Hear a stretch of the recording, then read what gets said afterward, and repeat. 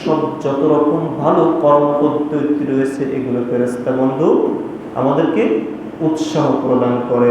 আর শয়তান বন্ধু যেটা সেটা বলে গান শোন, গান বাদ্যের সঙ্গে যুক্ত হও।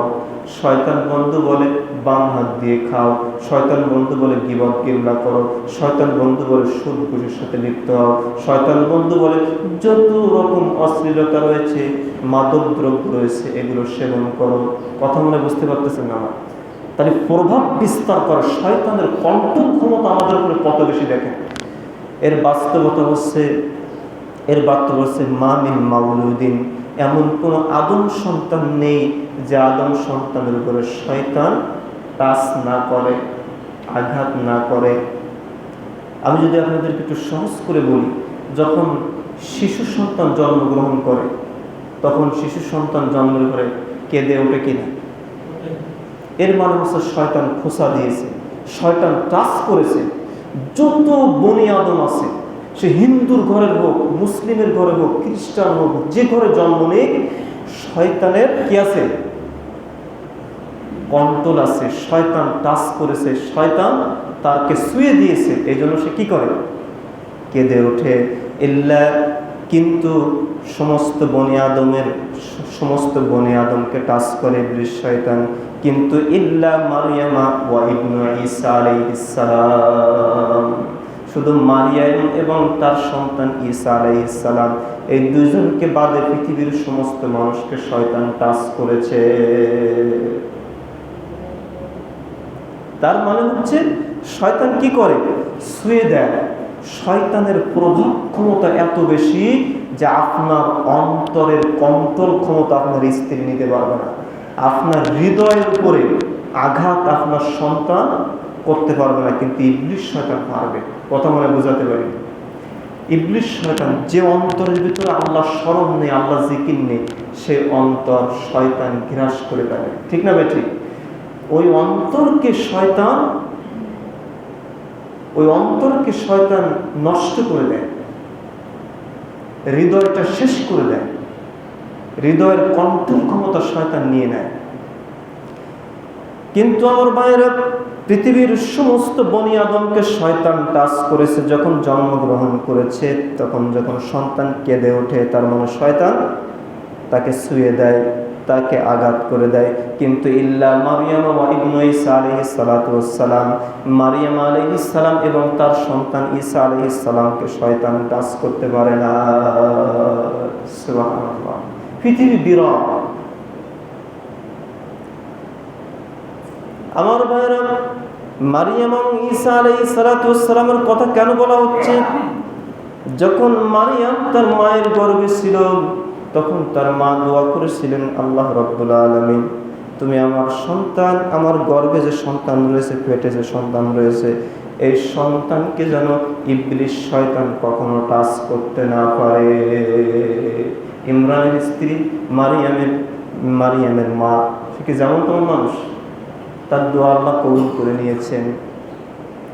যেমন নবী না হয়েও লুকমান আলাইহিস সালামের কথা কোরআনে একটা সূরা আছে, কোরআনের ভিতরে তার উপদেশগুলো আল্লাহ রাব্বুল আলামিন তার দোয়া কবুল করেছেন। কোরআনে কারিমে লুকমান আলাইহিস সালামের নামে সূরা রয়েছে। শিরকের ব্যাপারে তার সন্তানকে উপদেশ দিয়েছিলেন আজ থেকে প্রায় 5000 বছর আগে। কিন্তু কথাগুলো আল্লাহ এত ভালো লেগেছে, এত সুন্দর ছিল সেই বাণীগুলো, আল্লাহ রাব্বুল আলামিন লুকমান আলাইহিস সালামকে একটা ইতিহাস করে রেখে দিলেন কোরআনে। সুবহানাল্লাহ। তাহলে আল্লাহ রাব্বুল আলামিন কখন কার সম্মান বাড়িয়ে দিবে, কখন আল্লাহ কাকে কবুল করবে, কখন কার কথাকে আল্লাহ তাআলা মূল্যায়ন করবে, এটা মানুষকে ডিসাইড করতে পারবে? মানুষ জানে না কিছু। আমরা জানি না, আমরা দুর্বল, আমরা শয়তানের কাছে ধরা, আমাদের কোনো কন্ট্রোল ক্ষমতা নেই। শয়তান বলছে এটা কর, সেটা আমরা করতেছি। শয়তান বলছে এইটা না ওইটা কর, আমরা সেটা করতেছি। শয়তানের কন্ট্রোল ক্ষমতা কত বেশি আমাদের উপরে। আমার ভাইরা, যখন আমরা কোরআনুল কারীমের পাতা উল্টাই, কোরআনুল কারীমের পাতা উল্টালে শয়তান, হাদিসের পাতা উল্টাবেন ইবলিস শয়তান, নামাজে দাঁড়াবেন ইবলিস শয়তান, খেতে যাবেন শয়তান, উযু করতে যাবেন শয়তান, টয়লেটে যাবেন শয়তান, রাস্তা দিয়ে চলবেন শয়তান। শয়তান প্রত্যেকটা জায়গায় জাল বিছিয়ে আমাদেরকে গ্রাস করতে চায়। যখন কোরআন পড়েন তখন পড়েন আউযু বিল্লাহি মিনাশ শাইতানির রাজিম। পড়ি কিনা কথা বলো? কেন পড়ি? কোরআন পড়বো তারপর আবার আউযু বিল্লাহ পড়া লাগবে কি জন্য? তার মানে যত ভালো কাজ আছে যেখানে, সেখানে শয়তানের ক্ষমতাও তত বেশি, শয়তানের ধোঁকাও তত বেশি। নামাজ পড়তে যাবেন আউযু বিল্লাহি মিনাশ শাইতানির রাজিম, বিসমিল্লাহির রহমানির রহিম, এরপরে সূরা ফাতিহা পড়ে। বাথরুমে টয়লেটে ঢুকতেছে, তাও কি বলছে? আল্লাহুম্মা ইন্নী আউযু বিকা মিনাল খুবসি ওয়াল খাবাইস। ভাত খেতে যাচ্ছি, বিসমিল্লাহির রহমানির রহিম। কেন বলতেছি? যে আল্লাহর নাম নিয়ে শুরু করতেছি। যদি আল্লাহর নাম নিয়ে শুরু না করি তাহলে আমার সাথে কে খাবে? শয়তান খাবে। রাত্রেবেলা খাবার দাবার ঢেকে রেখে দিচ্ছে বাড়ি, কেন? যে শয়তান ওই খাবার কি করে? খায়। শয়তান নষ্ট করে, শয়তান বরকত নিয়ে নেয়। শয়তান মানুষকে তার কর্মে এত নিচে নামিয়ে দেয়। মনে রাখবেন, যখন ঈসা আলাইহিস সালাম পৃথিবীতে আসবে পুনরায়, যখন ইমাম মাহদী পৃথিবীতে আসবে, তখন একটা ডালিম খাবে একটা বংশ, একটা বেদান একটা বংশের লোক খাবে, একটা গাভীর দুধ একটা গ্রাম খাবে। কথাটা কাল্পনিক মনে হতে পারে, কিন্তু মনে রাখতে হবে পৃথিবীতে আদম সন্তানের পাপের কারণে, শয়তানের কন্ট্রোল ক্ষমতার কারণে পৃথিবী থেকে আল্লাহ তাআলা বরকত তুলে নিয়ে নিয়েছে। কোনো জিনিসের স্বাদ নেই, বরকত নেই। কিন্তু যেদিন ঈসা আলাইহিস সালাম আসবে সেদিন ন্যায় প্রতিষ্ঠিত হবে, ন্যায় বিচার প্রতিষ্ঠিত হবে। যখন আপনার ইমাম মাহদী পৃথিবীতে থাকবেন, তখন ন্যায়ের পৃথিবী থাকবে। যেখানে ন্যায় থাকে, সঠিক বিচার থাকে, ইনসাফ থাকে, সেখানে আল্লাহর বরকতে ভরে যায়। জোরে বলুন সুবহানাল্লাহ। সহিহ বুখারীতে রাসূল সাল্লাল্লাহু আলাইহি ওয়াসাল্লাম বলেছেন, বরকত কি জিনিস সেদিন মানুষ দেখতে পারবে যারা পৃথিবীতে বেঁচে থাকবে। যখন ঈসা আলাইহিস সালাম পৃথিবীতে আসবে পুনরায়, বরকত কি জিনিস মানুষ সেদিন দেখতে পারবে যারা সেদিন বেঁচে থাকবে। যেদিন ইমাম মাহদী পৃথিবীতে থাকবে, সেদিন বরকত দিয়ে সারা পৃথিবীকে আল্লাহ রাব্বুল আলামিন ছেয়ে দিবেন। এখন একটা গাভীতে মনে করেন দুধ হচ্ছে 5 লিটার, তখন এমনও হতে পারে একটা গাভীতে 50 লিটার দুধ হতে পারে। অস্বাভাবিক কিছু না। সুবহানাল্লাহ বলেন। যেহেতু আল্লাহ নবী বলেছেন তাই ঘটবে। কেন কেন ঘটবে? আল্লাহ রাব্বুল আলামিন বলছেন, ওয়ামা ইয়ানতিকু আনিল হাওয়া ইন হুয়া ইল্লা ওয়াহয়ুন ইউহা। ওয়ামা ইয়ানতিকু আনিল হাওয়া, মুহাম্মদ সাল্লাল্লাহু আলাইহি ওয়াসাল্লাম নিজের মন গড়া কথা বলে না, নিজের খেল খুশি মতো কোনো কথা বলে না, নিজের ইচ্ছা মতো কোনো কথা বলে না। ইন হুয়া ইল্লা ওয়াহয়ুন ইউহা। আল্লাহ যা ওহী করেছেন, আল্লাহ যে বাণী পাঠিয়েছেন, তার আলোকে মুহাম্মদ সাল্লাল্লাহু আলাইহি ওয়াসাল্লাম কথা বলে। সুবহানাল্লাহ। তাহলে যত কাজ করতে যাচ্ছে ভালো কাজ, বাধা দিচ্ছে কে? শয়তান। শয়তানের কন্ট্রোল ক্ষমতা আমাদের উপরে কত বেশি, চিন্তা করে দেখেন। যেমন আপনার আমার স্ত্রী, আপনার আমার সন্তান, এরা কিন্তু আমাদের হৃদয়ের কন্ট্রোল ক্ষমতা নিতে পারে না, কিন্তু শয়তান পারে আমাদের হৃদয়ের কন্ট্রোল ক্ষমতা নিতে।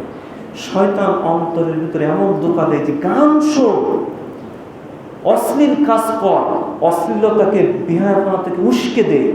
শয়তান বলে যে মাদক দ্রব্য গ্রহণ কর, শয়তান বলে বাম পাশ দিয়ে হাঁট, শয়তান বলে বাম হাত দিয়ে পেয়ালা ধরে পান কর। কথা বলে ঠিক না বেঠিক?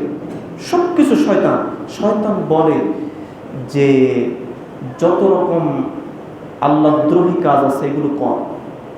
যেমন আমার ভাইয়েরা, যখন আমরা রাত্রে ঘুমিয়ে পড়ি, এশার নামাজের পরে যখন আমরা ঘুমিয়ে পড়ি, যারা নামাজি মানুষ তাদের একটা খেয়াল থাকে যে আমাকে ফজরের আগে উঠতে হবে, ঠিক না বেঠিক? কিন্তু রাতের মধ্য অংশ থেকে নিয়ে ইবলিস শয়তান 3টা গিট দিয়ে বসে থাকে আমাদের মাথার কাছে। কয়টা বললাম? 3টা গিট দিয়ে বসে থাকে। কেন বসে থাকে? যাতে আমরা ফজর না পড়ি। যখন আমরা আজান শোনা মাত্রই বা যথা সময় যখন আমরা ঠেলে উঠি, যখন আমরা তাড়াহুড়া করে ঠেলে উঠি, তখন ওই শয়তানের 3টা গিটের একটা গিট খুলে যায়। সুবহানাল্লাহ বলুন। যখন মানুষ উযু করে পবিত্র হয়, তখন আরেকটা গিট, শয়তানের গিট যেটা গিরে দিয়ে রাখছে, ওটা খুলে যায়। সুবহানাল্লাহ। যখন ইবাদতে দাঁড়িয়ে যায়, নামাজে দাঁড়িয়ে যায়, তখন সর্বশেষ গিটটা খুলে যায়, তখন শয়তানের কন্ট্রোল ক্ষমতা থাকে না। সুবহানাল্লাহ। কিন্তু আবার শয়তান ফিরে আসে। নামাজে দাঁড়িয়ে গেছি, নামাজের ভিতরে ইবলিস শয়তান ধোঁকা দেয় কিনা? কথা বলেন। কোরআন পড়ার সময় ধোঁকা দেয় কিনা? ভালো কাজ করতে গেলে শয়তান বাধা দেয় কিনা? দেয়। যত যা ভালো কিছু করতে যাবে, শয়তান নিয়ন্ত্রণ ক্ষমতা নিয়ে নিতে চায়। কিন্তু আমার ভাইরা, আল্লাহ রাব্বুল আলামিন যাকে ভালোবাসেন, তাকে আল্লাহ রাব্বুল আলামিন সম্পদ দান করেন, দুনিয়া দান করেন, ক্ষমতাও দান করেন। আল্লাহ যাকে